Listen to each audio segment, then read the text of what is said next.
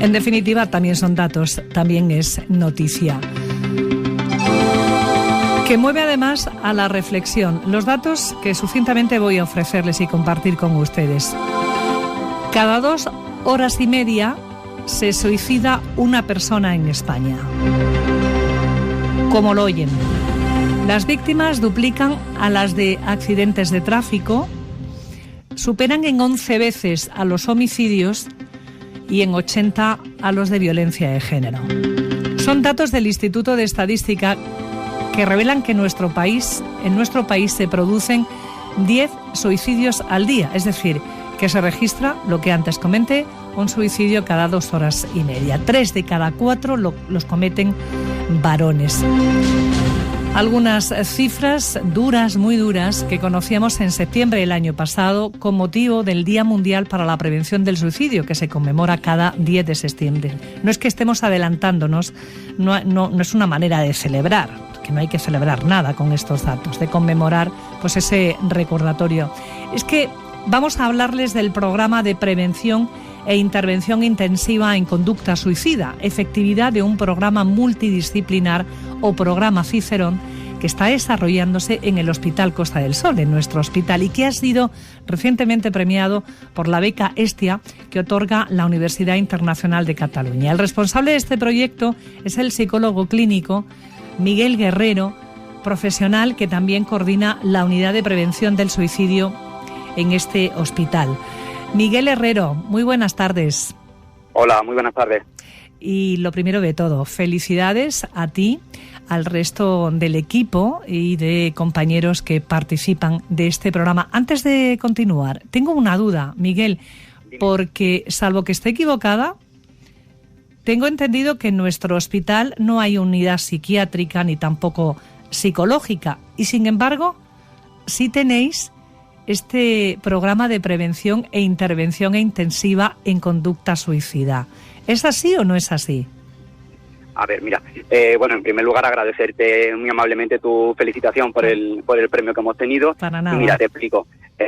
Nosotros desde el 2011, la Unidad de Salud Mental Comunitaria de Marbella, que pertenece a la Unidad de Gestión Clínica del Hospital Clínico Universitario Virgen de la Victoria de Málaga, tenemos un convenio de colaboración con la Agencia Hospitalaria Costa del Sol para desarrollar programas de salud mental, porque evidentemente es cierto que el hospital no lo ha tenido en su origen, ningún tipo de unidad, no psiquiátrica, sino que sería una unidad de salud mental, que está en previsión en la famosa fase de ampliación del hospital, el que en ella se desarrolle, pero para salvar ese hueco, ese vacío, ambos hospitales establecen un programa de colaboración y de acuerdo para desarrollar aquí tareas que tienen que ver con la asistencia a los pacientes que padecen algún problema de salud mental.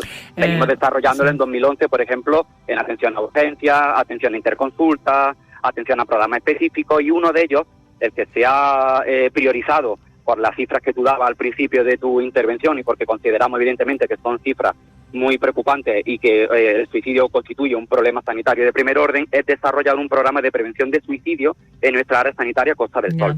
Como se tienen que beneficiar pacientes de la Unidad de Salud Mental Comunitaria de Fuengirola, la propia de Albarizas de Marbella y la de Estepona, pues se ha decidido que físicamente se ubique en el Hospital Costa del Sol para facilitar la accesibilidad de todos estos usuarios, pero realmente es un programa que se desarrolla en conjunto con ambos hospitales, el clínico y el Hospital Costa del Sol. Nos lo has explicado, pero era lógico que yo te hiciese esta pregunta, me has entendido, Miguel, porque sí, claro, por un lado me resultaba un poco contradictorio o paradójico, pero claro, amparados como estamos, en que alguna vez, yo no sé si lo veré, Miguel, confío que sí, vamos, no lo sé, que veamos la ampliación del hospital y que claro, y que la comarca y que esta zona de la costa occidental con tanta población pues cuente con su propia, lo dije mal, es unidad de salud mental. Pero bueno, mientras tanto, desde luego estáis haciendo una labor excepcional, porque ¿a qué aspira este programa? Seleccionado, por cierto, entre otras casi más de 40 propuestas presentadas desde muchos campos. ¿A qué aspira este programa, Miguel Guerrero? Pues mira, nuestra pretensión fundamental es la prevención de la conducta suicida en nuestra área local. Evidente que ante una falta de una programación nacional, porque España no tiene un plan nacional contra la prevención del suicidio, tampoco la hay a nivel regional, a nivel autonómico. Andalucía no cuenta con un procedimiento que unifique, digamos, toda la atención en la prevención del suicidio. La aspiración que nosotros tenemos, que es la que yo animo a que se haga en otra área sanitaria es que en nuestra área concreta, en Costa del Sol Occidental, se reduzcan las tasas de conducta suicida, es decir, que a ser posible haya menos suicidios consumados en nuestra área sanitaria, que las personas que hayan realizado un intento de suicidio y aparezcan aquí, sean atendidas en urgencias en el Hospital Costa del Sol, no realicen un segundo intento, lo que llamamos un reintento autolítico, puesto que esta población pasa a ser de riesgo por la relación que hay tan predictiva entre realizar un intento de suicidio y volver a reintentarlo, que podría tener consecuencias dramáticas, y las personas que están ideando, que están planificando, que están elaborando o pensando en querer quitarse la vida, puedan ser atendidas de una manera temprana para evitar ese paso al acto y evitar que la persona tenga que ponerse en ese peligro. O sea, fundamentalmente queremos evitar intentos de suicidio, evitar reintentos en personas que lo han realizado y de forma global reducir la tasa de suicidios si fuera posible. Yeah.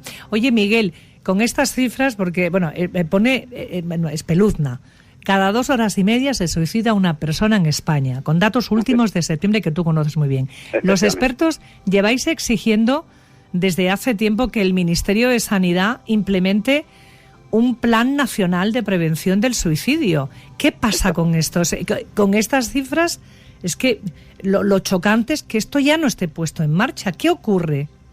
Pues mira, se unen varios factores. Es verdad que a nivel político creo que desde 2012 hay una propuesta no de ley para realmente poder desarrollar este programa de prevención y que por las circunstancias y por la forma de política que tenemos a nivel nacional pues siempre se ha ido demorando y parece que nunca ha estado, siempre ha estado a nivel teórico dentro de las prioridades, pero ciertamente no se ha concretado en medidas que son muy fundamentales para la prevención, porque no solamente el suicidio se previene desde el ámbito sanitario, es un sector evidentemente que debe de liderar esta tarea de prevención, pero que hay que implicar a otros agentes, como tienen que ser, por ejemplo, educación, sistema de justicia, servicios sociales, por ejemplo, los propios medios de comunicación, que también en muchos casos ha existido un tabú o un mito de no poder informar acerca de estas cifras, y por eso yo creo que a la gente le llama mucho la atención. Si cogemos como ejemplo la Dirección General de Tráfico, que siempre ha hecho una labor de concienciación y de sensibilización, con campañas de prevención muy agresivas en muchos casos, muy concienciadoras, donde casi todo el mundo es capaz de estimar cuáles son las cifras de accidentes de tráfico en nuestro país, pues por ejemplo con el suicidio no ocurre.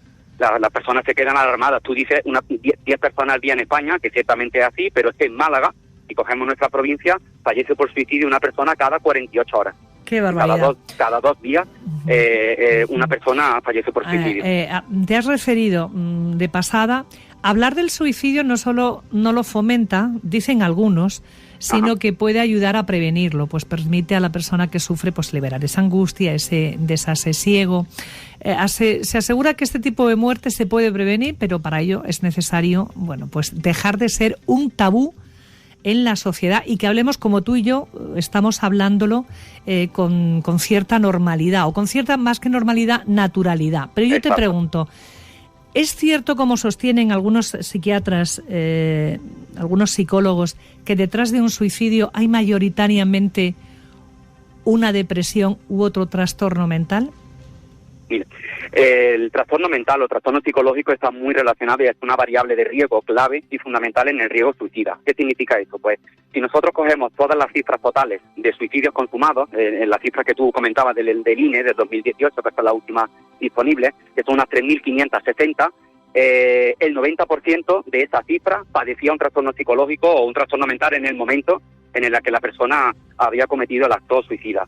Pero eso no significa que una persona que nos esté escuchando tenga algún trastorno psicológico, algún trastorno emocional, algún cuadro de depresión, algún trastorno de ansiedad, significa necesariamente que la persona vaya a cometer un acto suicida. Es cierto que es una variable que predice, pero no es la única, y a veces ni siquiera la más importante. Quiero decir que el suicidio, para explicarlo, deben de darse varios factores, varios componentes, algunos biológicos y genéticos, también psicológicos, y ahí entraría, por ejemplo, el padecimiento de este trastorno psicológico mental del que hablamos, pero también hay causas sociales, hay causas culturales. Entonces, la explicación del suicidio no viene únicamente dada por la variable de padecer un trastorno, aunque obviamente nosotros sabemos, los que estudiamos de cerca el suicidio, que la depresión, como tú comentabas, es uno de los trastornos, si no el que más relación tiene con la propia ideación suicida, porque uno de los síntomas ya per se del propio trastorno es precisamente pensar en la muerte.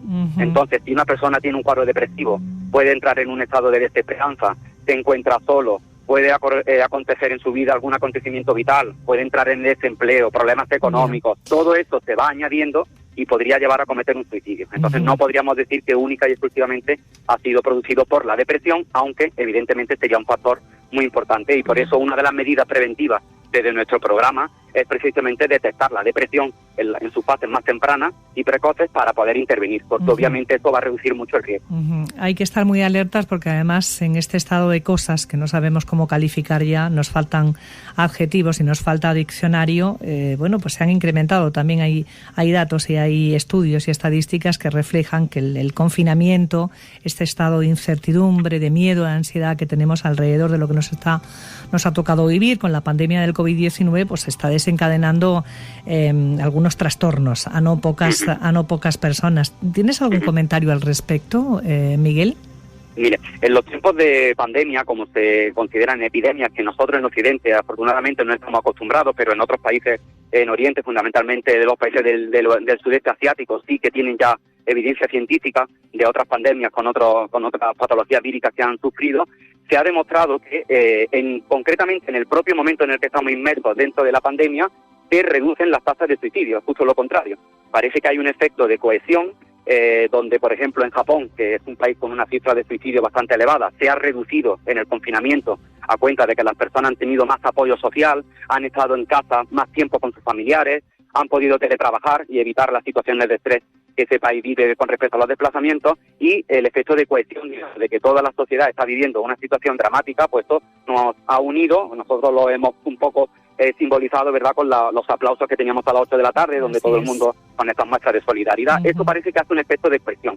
Ahora bien, de aquí a un año, que es donde nosotros los expertos podremos decir, o se podrá decir, si el efecto de la pandemia ha tenido una incidencia significativa o no en las tasas de suicidio, es donde realmente esperamos, y es bastante probable que sí que aumenten las tasas de suicidio, igual que aumentan las tasas de patología mental y de trastornos psicológicos, sobre todo en personas muy vulnerables que ya estaban viviendo situaciones a nivel personal bastante complejas. ¿Por qué?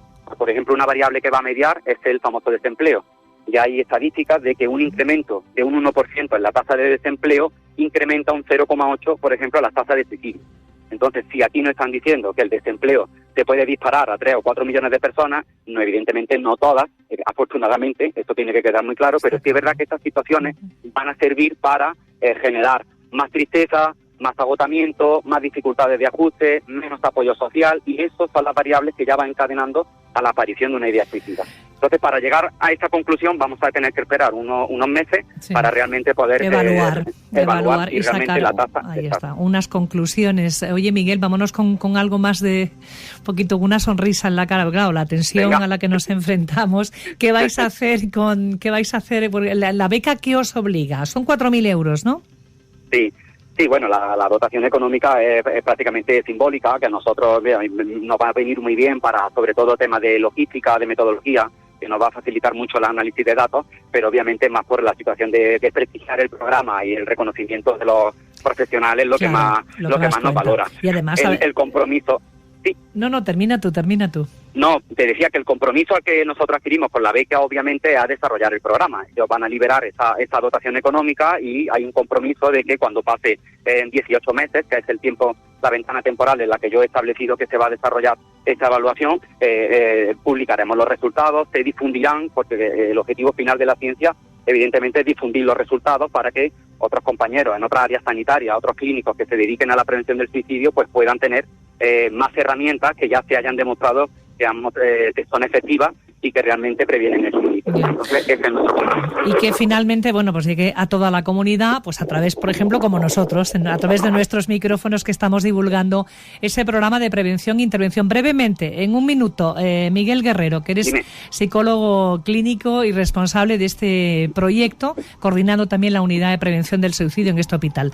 Que nos esté escuchando, todo a los adolescentes, porque hay también unas altas cifras de suicidio entre la población más joven. Alguien que nos esté escuchando, que tema por un familiar, por una amistad, por un conocido, que pueda estar en riesgo de suicidio, se dirige directamente al Hospital Costa del Sol preguntando por este programa. ¿Es así? No exactamente, porque mira, hay diferentes niveles de intervención que nuestro sistema sanitario funciona. Salud mental, lo más próximo sería salud mental en Albarizas, ¿no? Y diría casi que más próximo tu médico de atención primaria. Ah, fíjate. Fundamentalmente, los médicos de atención primaria, que son mucho más cercanos y más accesibles, tienen ellos ya conexión con las unidades de salud mental comunitaria de referencia, y cualquier persona que crea que pueda estar en una situación de riesgo, algún familiar o fundamentalmente el propio paciente que pueda pedir ayuda, yo le animo a que contacte con los servicios profesionales, que pueden ir a su servicio de atención primaria, y seguramente su médico de familia va a ser capaz de, en una entrevista breve, discriminar si es necesario la intervención por la unidad de salud mental comunitaria y sobre todo en qué tiempo. Evaluar, claro, hacer un diagnóstico más eficaz, e ir al grano. Si debe de haber una intención urgente e inmediata, va prácticamente directamente a la unidad de salud mental comunitaria. Miguel Guerrero, no te entretenemos más. De nuevo, nuestras felicitaciones por ese galardón, que os da además mucho prestigio, y nos haremos eco de esas conclusiones en el estudio que hagáis al respecto. Hasta la vista y gracias por participar hoy en La Salud aquí en Más de Uno Marbella. Hasta pronto, Miguel, enhorabuena. Muchísimas gracias a vosotros. Un abrazo. Adiós.